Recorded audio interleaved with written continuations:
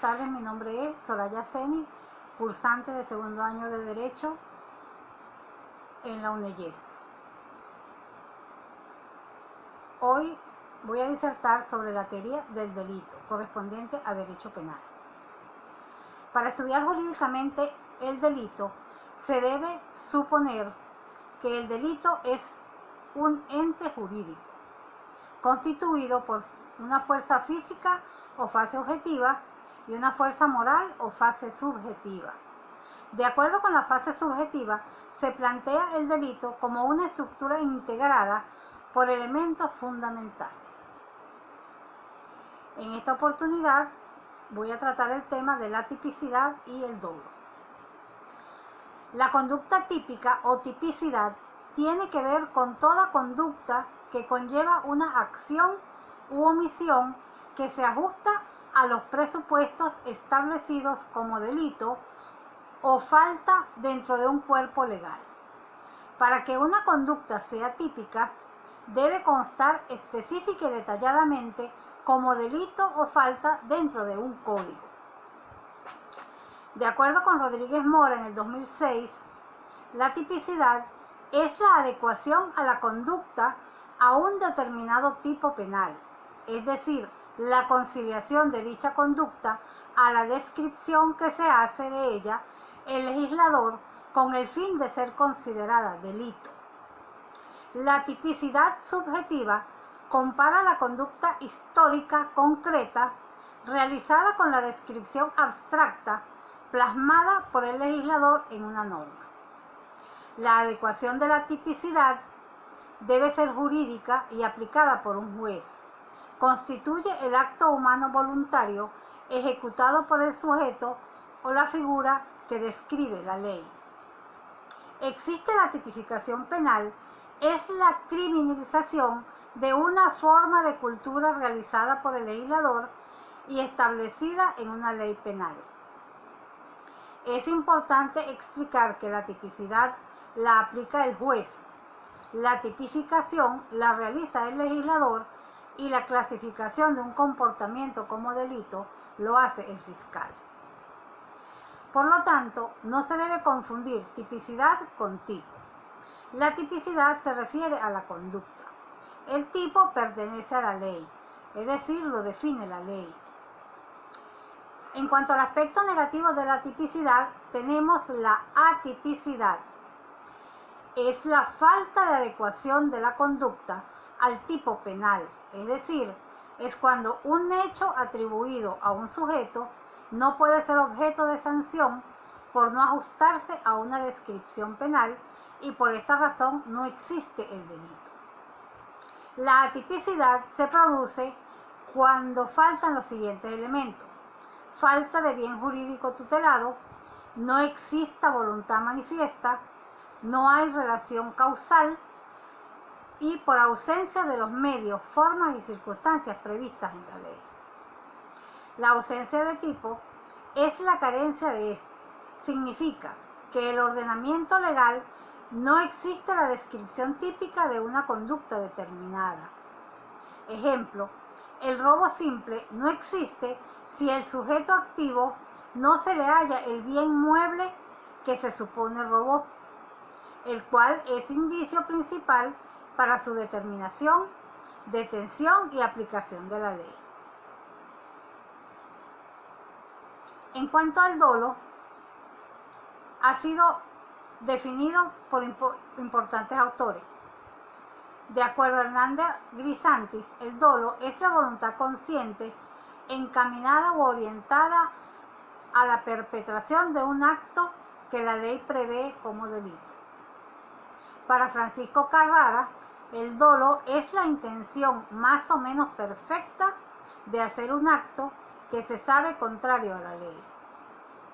Y Mancini lo define como la voluntad consciente y no coaccionada de ejecutar u omitir un hecho lesivo peligroso para un interés legítimo de otra persona, del cual no se tiene la facultad de disposición, conociendo o no que tal hecho está reprimido por la ley. El dolo tiene varios elementos.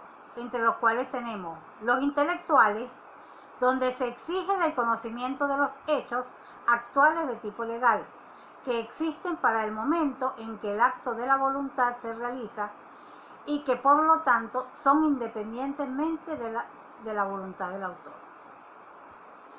Los emocionales, la voluntad, se dirige al acto en sí, como en el disparo de un revólver que puede ser requerido o accidental. Existe la intención. Se define el motivo por el cual el acto con esta intención se ha buscado producir, como en el disparo del revólver dirigido deliberadamente a matar. La finalidad busca vengar la ofensa, lograr el robo, defender a la persona o ejecutar una orden de autoridad. Otros elementos del dolo podemos encontrar los descriptivos. Señalan situaciones o acciones. Ejemplo, matar a otro. Por lo general no suele causar problemas en el ámbito de comprensión del sujeto.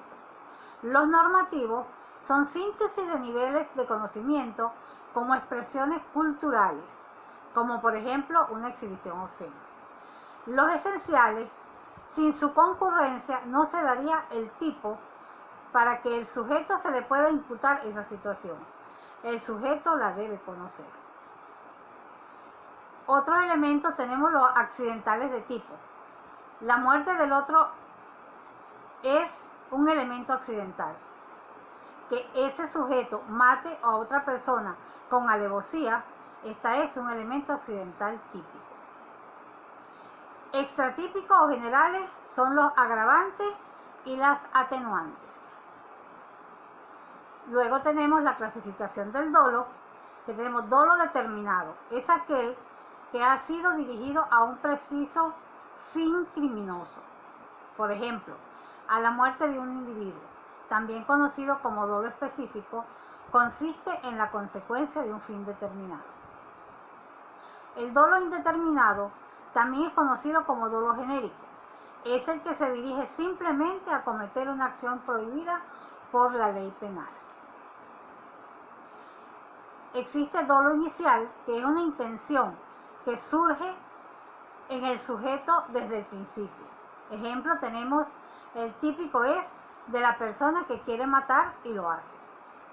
Existe un dolo de daño, que consiste en la voluntad consciente de producir un daño en los bienes o intereses o en la persona. Y tenemos el dolo de peligro, consiste en poner en peligro los bienes e intereses de una persona. Otros dolos que podemos encontrar también son el dolo subsiguiente, es aquel que surge en el contexto ya iniciado, el sujeto no crea la situación. El dolo alternativo, hay una cierta selección por parte del sujeto, ejemplo, que pague para que maten a cualquiera de los hijos de un enemigo que tenga. El dolo directo o de primer grado, el sujeto persigue la realización del hecho delictivo, quiere la realización de ese hecho delictivo y lo planifica. Existe el dolo directo de segundo grado, en el cual el sujeto no persigue el resultado, pero pese a ello actúa y realiza la acción. Luego tenemos el dolo eventual, el agente ha previsto el resultado típicamente jurídico como probable. Y finalmente tenemos la preterintención. Se trata de una responsabilidad que surge solo a título excepcional. La legislación penal venezolana se refiere concretamente a la preterintención cuando establece como circunstancia atenuante genérica el no haber tenido el culpable la intención de causar un mal de tanta gravedad como el que produjo. Sin embargo, señalando las demás hipótesis típicas de delitos preterintencionales, es como el caso del homicidio o de las lesiones. Se habla de delito preterintencional cuando la intención se ha dirigido a un determinado hecho, pero se realiza uno más grave que el sujeto ha querido realizar. Esto es como señala el código. El hecho excede en su consecuencia el fin que se propuso el sujeto. Muchísimas gracias. Muy buenas tardes.